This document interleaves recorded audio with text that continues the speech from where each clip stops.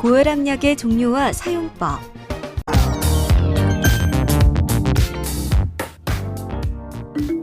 고혈압약을 복용했을 때 발생하는 부작용을 뉴스나 블로그를 통해서 접해본 적 있으신가요?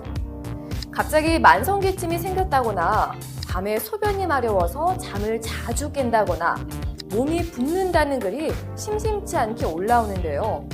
이러한 부작용이 정말 고혈압 약 때문에 생겼는지 정확한 정보를 알기가 쉽지 않습니다. 현재 고혈압의 1차 약으로 사용되고 있는 약재로는 사이아자이드 또는 사이아자이드 유사 이뇨제, 칼슘 차단제, 안지오텐신 전환효소 억제제 또는 안지오텐신 수용체 차단제와 베타 차단제가 있습니다. 1차 약으로도 조절되지 않거나 다른 적응증이 있는 경우 알파 차단제, 중추신경 억제제, 혈관 확장제를 추가적으로 사용할 수 있습니다. 정확한 약물의 사용을 위해서는 이런 고혈압 약제들의 양리학적 특징에 대해 숙지하는 것이 기본적으로 필요합니다. 이번 시간에는 실제 임상에서 사용되고 있는 항고혈압 약제들의 양리학적 특징에 대해 알아보고 각 약제의 적응증과 부작용, 금기증에 대해서 익히도록 하겠습니다. 이번 시간에는 이뇨제의 기전은 어떠하며 그 종류, 특징, 부작용에는 어떤 것이 있는지, 칼슘 차단제와 안지오텐신 전환효소 억제제 및 안지오텐신 수용체 차단제의 기전, 특징, 부작용은 무엇인지, 그리고 베타 차단제의 기전, 특징, 부작용 및 금기증은 무엇이고 그 외 사용되는 약제들에는 어떤 것들이 있는지 살펴보겠습니다.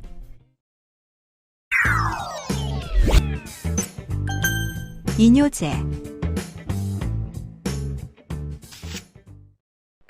사이아자이드 및 사이아자이드 유사 이뇨제에 대해 알아보겠습니다. 원위세관에서는 NCC를 통하여 5에서 7%의 나트륨 재흡수가 일어나는데 이 부위에 작용하는 대표적인 이뇨제가 사이아자이드 계열의 이뇨제입니다. 즉, 원위세관에서의 나트륨 재흡수를 억제하고 나트륨의 배설을 증가시켜 사용 초기에는 혈장량과 심박출량을 감소시키면서 혈압을 낮추게 되고 수주일이 지나면 이뇨작용에도 불구하고 혈장량과 심박출량이 회복되면서 이로 인한 혈압 강압 효과는 줄어들지만 말초혈관의 저항이 감소하여 강압 효과가 지속됩니다. 사이아자이드 계열의 약제로는 하이드로클로로사이아자이드가 많이 사용되고 이외에도 인데파마이드, 클로로사이아자이드, 클로로탈리돈, 메톨라존 등이 있습니다. 강압 효과는 고혈압 치료 시작 시의 혈압 정도, 소금 섭취량, 신기능, 레닌 안지오텐신계의 활성도에 따라 다를 수 있으며 레닌, 알도스테론이 낮은 노인에서 좀 더 효과적일 수 있습니다.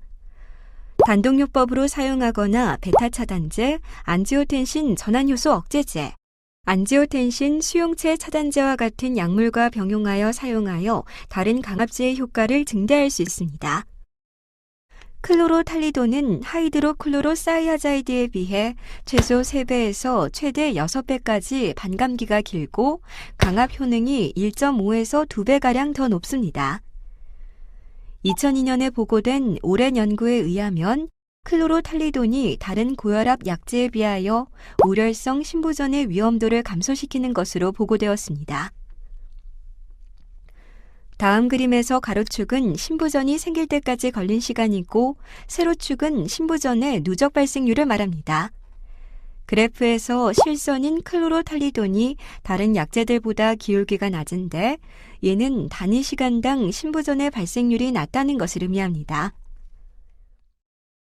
이뇨제의 부작용으로 저칼륨 혈증, 뇌당능 저하, 고요산 혈증, 지질대사장애와 같은 대사적인 문제가 있을 수 있으며 강압 목적으로 고용량 사용은 일반적으로 추천되지 않습니다. 클로로탈리돈의 경우 칼륨 손실이 좀 더 많습니다. 저칼륨 혈증을 예방하기 위해서는 이뇨제를 가능한 최소 용량으로 사용하고 나트륨 섭취를 줄이고 칼륨 섭취를 늘리며 칼륨 보존성 이뇨제를 병용하거나 안지오텐신 전환효소 억제제, 안지오텐신, 수용체 차단제 등과 병용하여 사용해 볼 수 있습니다. 또한 이뇨제는 혈중 칼슘을 증가시킬 수 있는데 혈중 칼슘의 증가는 골다공증, 신결석을 예방하는 효과가 있을 수 있습니다. 고리 이뇨제에 대해 알아보겠습니다. 고리 이뇨제는 혈중 크레아티닌이 2.5mg/dL 이상으로 신기능이 떨어지거나 신부전이 있는 경우, 여러 이유로 부종이 있는 고혈압 환자에서 사용합니다. 굵은 오른 부분에서는 여과된 나트륨의 25에서 30%가량의 재흡수가 일어납니다.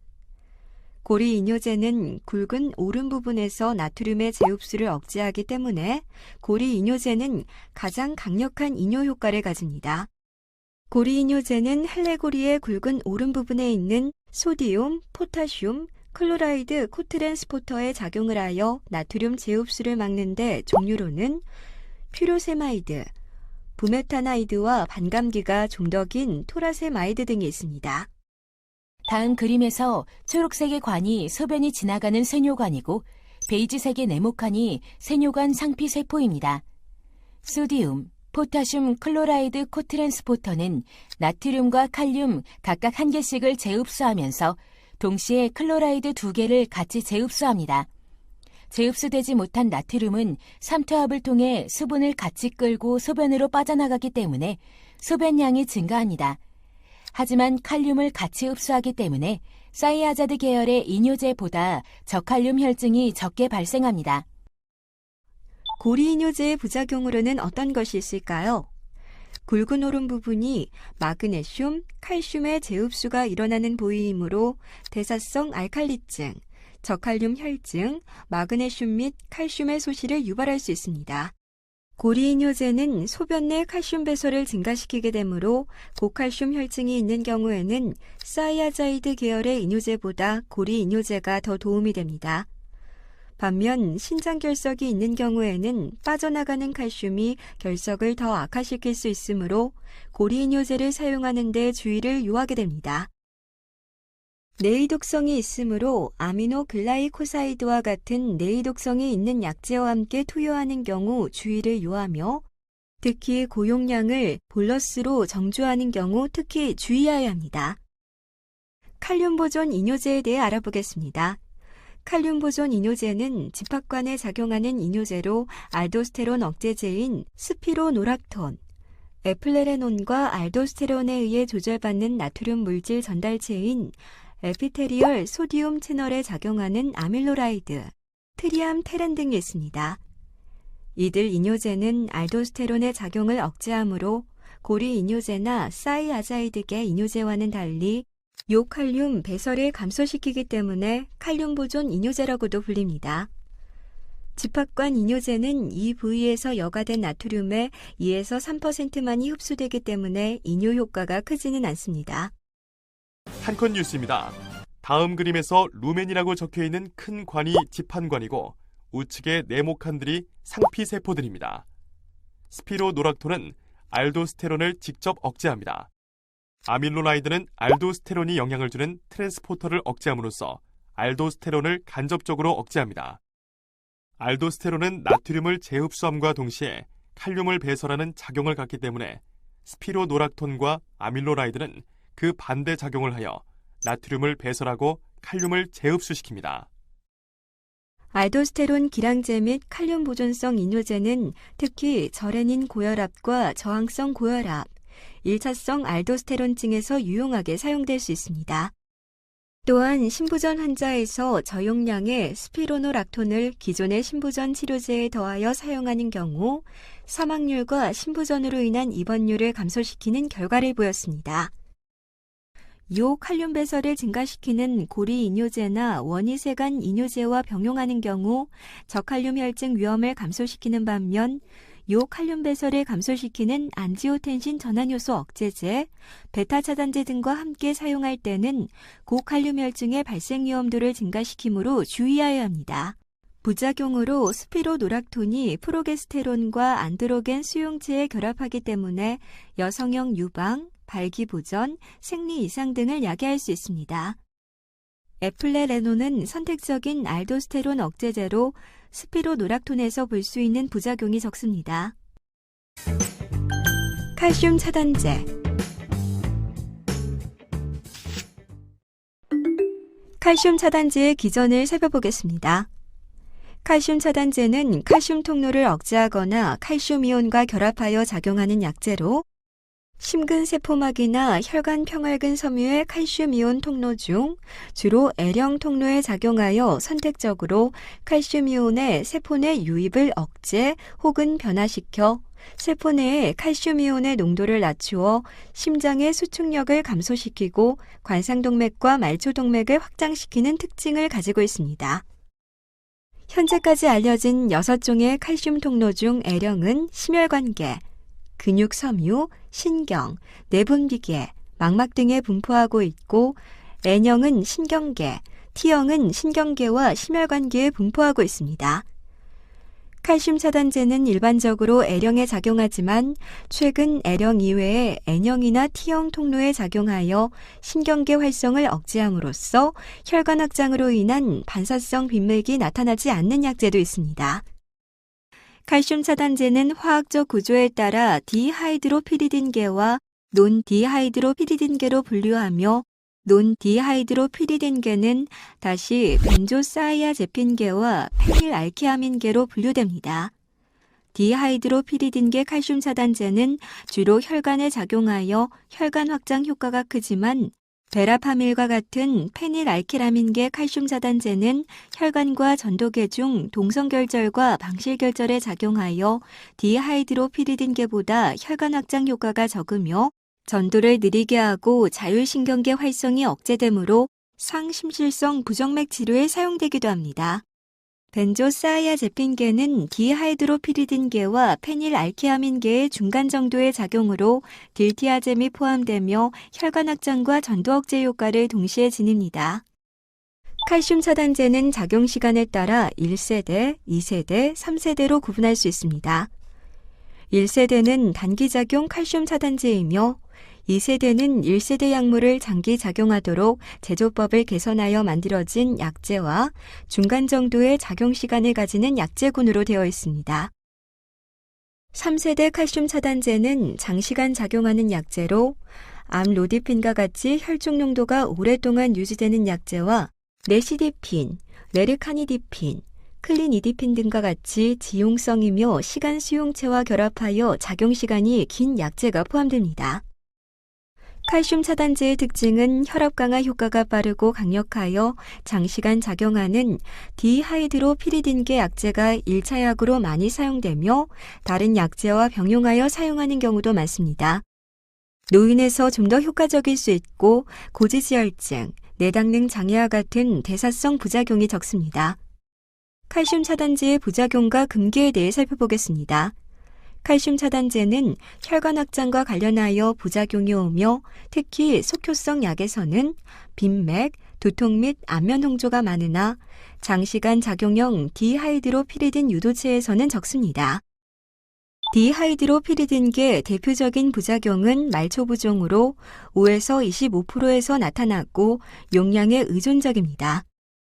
소동맥이 확장되어 모세혈관압이 증가하여 수분이 간질로 새어나오는 것이므로 안지오텐신 전환효소 억제제나 안지오텐신 수용체 차단제와 병용하면 후 모세혈관이 확장되어 부종이 감소됩니다. 또한 디하이드로피리딘계 유도체에서는 잇몸 부종, 안구통, 여성형 유방 등도 올 수 있습니다. 논디하이드로피리딘계의 칼슘 차단제는 변비, 방실전도 장애, 심근수축력 저하를 유발할 수 있으므로 방실 차단 및 심부전이 있을 때는 피해야 합니다. 또한 고령 환자에서 베타 차단제와 병용 투여할 때 주의가 필요합니다. 안지오텐신 전환효소 억제제와 안지오텐신 수용체 차단제. 안지오텐신 전환효소 억제제에 대해 알아보겠습니다. 안지오텐신 전환효소 억제제는 생리적으로 비활성인 10개 펩타이드의 안지오텐신 1을 8개 펩타이드 안지오텐신 2로 전환하는 효소를 억제하는데 우리 몸의 내인성 안지오텐신 2의 혈관 수축 작용과 알도스테론 생성을 억제하여 강압 효과를 나타냅니다.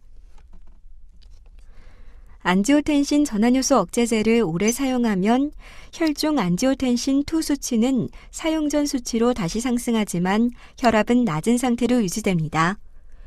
이는 안지오텐신 전환효소 억제제가 혈관 확장제인 브라디키닌의 분해를 억제하는 작용이 있어 혈관 수축 작용을 가진 안지오텐신2의 혈중 농도를 낮출 뿐 아니라 브라디키닌의 혈중 농도를 높이기 때문입니다.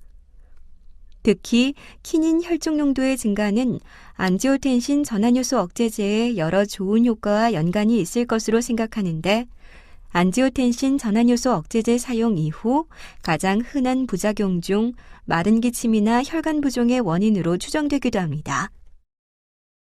한컷 뉴스입니다. 다음은 레닌 안지오텐신 알도스테론 시스템을 설명하고 있습니다. 안지오텐시노젠이 레닌에 의해 안지오텐신 1으로 변환된 후 안지오텐신 전환 효소가 안지오텐신 2로 변환시킵니다. 안지오텐신 전환 효소 억제제와 안지오텐신 수용체 차단제는 안지오텐신 2로 변환되는 것을 억제하기도 하지만 반면 브라디키닌이 분해되는 것도 같이 억제를 하게 됩니다. 안지오텐신 전환효소 억제제는 여러 형태의 고혈압에 1차적으로 사용할 수 있으며 특히 심부전, 심근경색, 당뇨, 단백뇨가 있는 신질환 환자에서 유용합니다. 또한 심혈관계 사건의 위험도가 높은 환자에서 강압 효과 이외에 심장보호 효과가 있는 것으로 보고되고 있습니다. 단독요법으로 사용할 수 있고 이뇨제, 칼슘 차단제, 알파 차단제와 같은 다른 약제와 병용하여 사용할 수 있으며 인슐린 작용을 향상시켜 이뇨제의 당대사에 대한 좋지 않은 영향을 감소시킬 수 있습니다. 안지오텐신 전환효소 억제제는 신장의 수출 세동맥을 확장시켜 신혈관이 좁아져 있는 경우 사구체 여가율을 감소시킬 수 있으며 특히 탈수 상태, 심부전, 비스테로이드 항염증제를 사용할 때 더 쉽게 악화될 수 있습니다. 또한 알도스테론을 저하시켜 고칼륨 혈증이 일어나기도 합니다.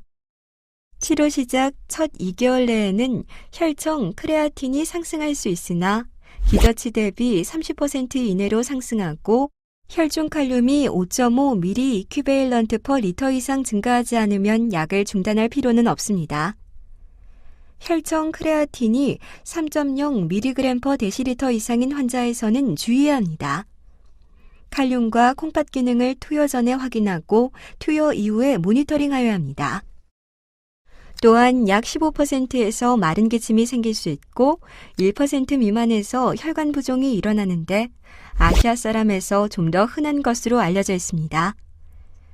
양측성 신동맥 협착이 있거나 단일 신장의 신동맥 협착에서 급속한 심부전을 유발할 수 있으므로 사용하지 않으며 임신 시 태아기형을 유발할 수 있으므로 사용하면 안 됩니다.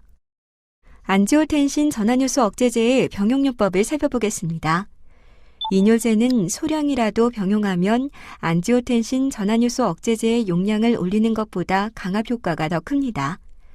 단, 칼륨 보존성 이뇨제는 고칼륨 혈증의 위험성이 있으므로 주의해야 합니다. 안지오텐신 전환효소 억제제와 칼슘 차단제를 병용하면 강압작용을 증가시키며 말초 부종을 감소시킵니다. 안지오텐신 전환효소 억제제와 안지오텐신 수용체 차단제의 병용은 신기능을 손상시킬 수 있으므로 피해야 합니다. 안지오텐신 수용체 차단제에 대해 알아보겠습니다. 안지오텐신2 수용체에는 AT1 및 AT2 수용체 두 가지가 있는데 안지오텐신2의 심장혈관계에 대한 효과는 주로 일형 안지오텐신2 수용체를 통해 일어납니다. 임상에서 사용되는 살탄 계열의 안지오텐신2 수용체 차단제는 일형 수용체 차단제이며 이들 차단제는 말초혈관의 저항을 감소시키나 맥박과 심박 출량에는 거의 영향이 없습니다. 안지오텐신 수용체 차단제는 안지오텐신 전환효소 억제제 사용 후 전환효소와는 무관하게 카이메이즈 등의 부수적인 합성 경로에 의해 생성되는 안지오텐신2의 작용을 더 완전하게 억제할 수 있기 때문에 안지오텐신 전환효소 억제제보다 안지오텐신2 작용을 더 효과적으로 억제할 수 있습니다. 일부 안지오텐신 수용체 차단제는 안지오텐신 전환효소 억제제처럼 브라디키닌을 증가시키나 혈중 칼라딘의 증가가 없어 혈관 부종이 적은 것으로 보고됩니다. 안지오텐신 수용체 차단제의 강압 효과는 약제 간의 약간의 차이는 있으나 24시간 지속적인 강압 효과를 보이며 이뇨제와 같이 사용하는 경우 강압 효과가 더 좋아집니다. 안지오텐신 수용체 차단제의 심혈관계 예방 및 신장보호 효과는 안지오텐신 전환효소 억제제와 비슷하여 안지오텐신 전환효소 억제제를 사용하면서 마른 기침 등의 부작용이 있는 경우 대체하여 사용할 수 있습니다. 안지오텐신 수용체 차단제의 신기능 장애, 고칼륨 혈증, 태아 독성과 같은 레닌 안지오텐신 알도스테론계 저해와 관련된 부작용은 안지오텐신 전환효소 억제제와 비슷합니다.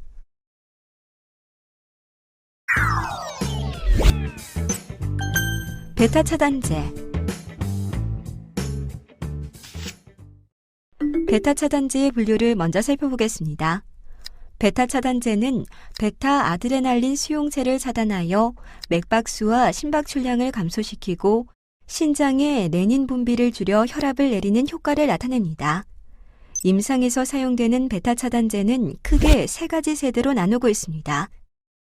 1세대 베타 차단제는 베타1, 베타2 수용체의 선택성이 없는 프로플라놀롤, 핀도롤, 나도롤, 소타롤, 티모롤 등이 속합니다.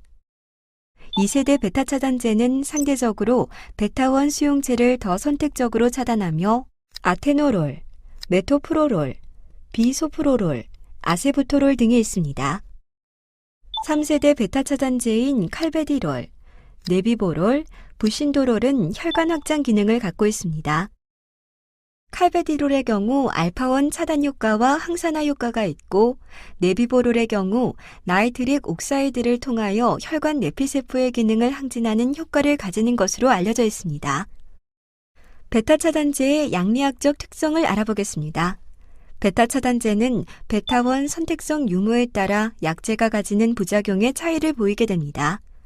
베타1 수용체는 주로 심기능에 관련되고 베타2 수용체는 기관지나 혈관벽, 대사에 관련됩니다. 즉, 베타 차단제 중에서 베타1 선택성을 가지고 있는 아세부토롤, 비소프로롤, 베탁소롤, 엑스모롤, 아테노롤 및 메토프로롤 등은 낮은 용량에서는 심장의 베타1 수용체만을 선택적으로 억제하는 반면 기관지나 혈관의 베타2 수용체에는 영향을 덜 미칩니다. 하지만 베타1 선택적 베타 차단제라도 고용량을 사용하게 되면 베타2 수용체 차단 효과를 보이게 됩니다. 그러나 고용량을 사용하지 않는다면 천식이나 만성 폐쇄성 기관지 질환을 동반하는 환자에서 베타1 선택적 베타 차단제는 비선택적 베타 차단제에 비하여 부작용이 적어 중등도 이하의 기관지 질환 환자에서 사용할 수 있고 지질과 당대사에 미치는 영향도 적습니다. 또 다른 장점으로는 베타1 선택적 베타 차단제는 혈관의 베타2 수용체를 차단하지 않으므로 혈중의 에피네프린은 베타2 선택적 수용체에 작용하여 혈관 확장을 가져올 수 있어 말초혈관 질환을 동반한 고혈압 환자에서 비선택적 베타 차단제에 비하여 유리할 수 있습니다. 하지만 베타1 선택성 유무에 따라 약제 간 강압 효과는 차이가 없습니다. 베타 차단제는 내인성 교감신경 유사작용 또는 인트린식 심파테틱 엔티비틱, 즉 ISA 여부에 따라 약제가 가지는 부작용의 차이를 보이게 됩니다. 베타 차단제에 따라서는 베타1 수용체, 베타2 수용체 또는 양쪽 모두에 대하여 부분작용제 효과를 갖는 경우가 있으며 아세부토롤, 카르테오롤, 펜부토롤, 핀도롤 등이 해당됩니다. 즉, 카테코라민이 수용체에 접근하는 것을 방지하는 동시에 베타 차단제 스스로가 베타 수용체를 부분적으로 활성화시켜 마치 소량의 작용제가 수용체에 작용하여 교감신경 활성화를 유도하는 효과를 가지게 됩니다. 즉, ISA가 있는 베타 차단제는 심장의 수축력 억제가 적고 안정 시 심박수 감소도 적은 반면 운동 시 교감기 활동이 증가되는 경우 전형적인 베타 차단제의 역할을 하여 심박수 증가나 심기능 항진은 억제시킬 수 있으며 말추혈관의 혈류 감소가 적고 혈중 지질에 대한 영향도 적을 수 있습니다. 심근경색 후 심부전 환자에서는 ISA가 없는 약제를 투여하여야 합니다. 베타 차단제는 수용성 및 지용성에 따라 대사되는 방식의 차이를 보입니다. 수용성 베타 차단제는 간에서 대사되지 않고 주로 신장에서 배설되며 신기능이 정상인 경우 생체 이용률이 비교적 안정적이고 긴 반감기를 가지며 아테노롤, 나도롤 등이 해당됩니다. 반면 프로프라놀롤, 메토프로롤과 같은 지용성 베타 차단제는 소장에서 대부분 흡수되어 상당수 간에서 대사되며 간에서 초회 통과로 제거되는 정도의 개인차가 있어서 강압 효과의 차이가 있을 수 있으며 생체 이용률의 변화가 많고 반감기가 짧습니다. 이런 단점을 보완하기 위하여 서방형 제제가 개발되기도 하였습니다. 베타 차단제는 알파 수용체 차단 효과를 가지고 있는지 여부에 따라 약물 효과의 차이를 보입니다. 베타 수용체 차단 효과와 함께 알파 수용체를 함께 차단할 수 있는 약제로는 칼베디롤과 라베타롤이 있습니다. 혈관을 확장하는 작용을 할 수 있으며 이로 인해 말추혈관 저항 감소와 심박출량 유지에 이점이 있을 수 있습니다. 알파 차단제, 중추신경 억제제, 혈관 확장제. 알파 차단제에 대해 알아보겠습니다. 알파 아드레날린 수용체는 교감신경계에 자극을 전달하는 주요 매체입니다. 혈관의 평활근 세포는 교감, 부교감 신경의 지배를 받아 긴장도를 조율하게 됨으로써 혈압에 영향을 미칩니다.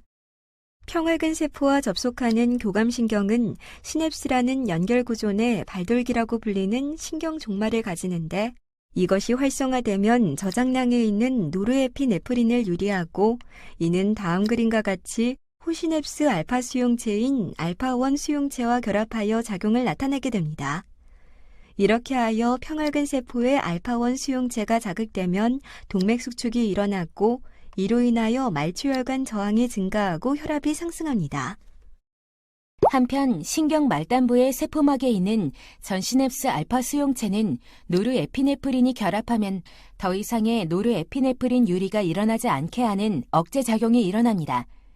선택적인 알파 1 수용체 차단은 전시냅스 알파 2 수용체를 방해하지 않으므로 이러한 억제 작용을 막지 않고 베타 수용체에 영향을 미치지 않기 때문에 맥박수와 심박출량에 변화를 주지 않고 혈압을 낮출 수 있습니다. 비선택적 알파 차단제는 알파1과 알파2 수용체를 가리지 않고 차단하는 약제로 정맥주사제인 펜토라민과 경구투여제인 페녹시벤자민이 있으며 1차성 고혈압 약제보다는 갈색 세포종 환자에서 주로 사용합니다. 선택적 알파1 차단제는 알파1 수용체만 선택적으로 차단하는 약제로 프라조신, 테라조신, 독사조신이 있습니다. 프라조신은 반감기가 3시간에서 4시간으로 짧아 하루 2회에서 3회 투여가 필요한 반면 테라조신은 반감기가 12시간 정도이며 독사조신은 약 20시간으로 보통 하루 한 번 복용합니다. 이외에 전립선 알파 수용체의 70%를 차지하는 알파1A 수용체를 차단하는 약제로 알프조신, 탐술로신 등이 있으며 주로 전립선 비대증 치료에 사용됩니다. 알파 차단제는 1차 약제들의 병용요법에도 조절되지 않는 고혈압 환자에서 추가로 투여할 수 있습니다. 첫 투여 시나 용량을 급하게 올리는 경우 기립성 저혈압이 투여 이후 90분 이내에 나타나는 경우가 있으며 노인에서 실신을 초래하여 골절을 유발할 수 있으므로 주의해야 합니다. 특히 탈수가 되었거나 속효성 제제인 프라조신을 사용할 때 잘 나타나며 서방형 제제에서는 그 빈도가 많이 감소하였습니다. 중추신경 억제제에 대해 알아보겠습니다. 중추신경에 작용하여 혈압을 떨어뜨리는 약제는 중추 알파2 아드레날린 수용체를 자극하거나 중추 이미다졸린 수용체를 자극하여 교감신경계 활성화를 억제하는 기전을 가집니다. 전자에 속하는 것으로는 알파 메틸도파, 구안파신, 구아나벤즈가 있으며 후자는 목소니딘, 릴메이딘이 있고 양쪽 수용체 모두를 자극하는 약제로는 클로니딘이 있습니다. 알파2 수용체 자극에 따른 부작용과 앞수용체 반사약화에 따른 부작용의 발현율이 높아서 점차 사용되지 않고 있으며 부작용이 적은 현재의 고혈압 약제들로 대부분 교체된 실정입니다. 다만 메틸도파는 오랫동안 입증된 안정성으로 임신 시 고혈압과 전자간증 치료에서 현재에도 1차 약제로 사용하고 있습니다. 혈관 확장제에 대해 알아보겠습니다. 혈관 확장제는 말초혈관에 작용하여 혈관을 확장하는 효과를 가지며 반사적으로 혈압을 유지하려는 생리적 기전으로 교감신경계, 레닌, 안지오텐신, 알도스테론계가 활성화되어 체액 저류나 강압 효과의 감소가 일어날 수 있습니다. 하이드랄라진은 임신 중 고혈압 치료에서 주로 사용되며 고혈압성 위기 상황에서 사용할 수 있습니다. 빈맥, 두근거림, 두통, 구토, 안면 홍조, 부종이 나타날 수 있으며 홍반성 난창과 유사한 증후군이 발생할 수 있습니다. 미녹시딜은 더 강력한 혈관 확장제로 신부전을 동반한 고혈압, 다른 약제로 조절이 어려운 고혈압에서 사용할 수 있습니다. 양리작용은 하이드랄라진과 비슷하지만 효과가 크고 오래 지속되며 이로 인한 반사적 교감신경 활성화도 커서 고리 이뇨제와 교감신경 차단제와 병용하여 사용하는 것이 필요합니다. 가장 두드러진 부작용은 다모증이며 이외에 부종, 체중 증가, 빈맥이 있을 수 있습니다. 이번 시간에는 이뇨제, 칼슘 차단제, 안지오텐신 전환효소 억제제와 안지오텐신 수용체 차단제, 베타 차단제, 알파 차단제, 중추신경 억제제, 혈관 확장제에 대해서 함께 살펴봤습니다. 핵심 내용을 중심으로 정리해 보도록 하겠습니다. 소량의 사이아자이드계 이뇨제는 고혈압에서 단독요법 혹은 다른 강압제와 병용요법으로 사용할 수 있습니다. 혈압이 높거나 신기능 저하가 있는 경우 고용량의 사이아자이드계나 고리이뇨제가 필요할 수 있는데 이 경우 수반되는 여러 가지 부작용이 생기는지 잘 관찰해야 하겠습니다. 칼슘 차단제는 장기간 작용하는 DHP 계열의 약제가 많이 사용되며 베라파닐, 딜티아젬은 맥박수와 심근수축력을 감소시킵니다. 레닌 안지오텐신 차단제로 안지오텐신 전환효소 억제제와 안지오텐신 수용체 차단제가 있으며 신부전 환자의 사망률을 감소시키고 신장 보호 효과가 있습니다. 베타 차단제는 심근경색 후 신부전, 빈맥성 부정맥, 협심증이 있는 경우 등에 유용할 수 있습니다. 알파 차단제는 강압 효과와 함께 전립선 비대 환자의 배뇨 증상을 호전시키는 데 효과적입니다. 중추신경 억제제 중 메틸도파와 혈관 확장제인 하이드랄라진은 임산부의 고혈압 치료에서 사용할 수 있습니다. 지금까지 고혈압 약의 종류와 사용법에 대해서 알아봤습니다. 학습 요약 버튼을 클릭하시면 이번 시간 학습한 내용의 핵심 정리 노트를 확인해 보실 수 있습니다. 감사합니다. 이번 시간에는 고혈압 약의 종류와 사용법에 대해 학습하였습니다. 다음 시간에는 고혈압 환자의 비약물적 치료 1에 대해 살펴보겠습니다. 수고하셨습니다.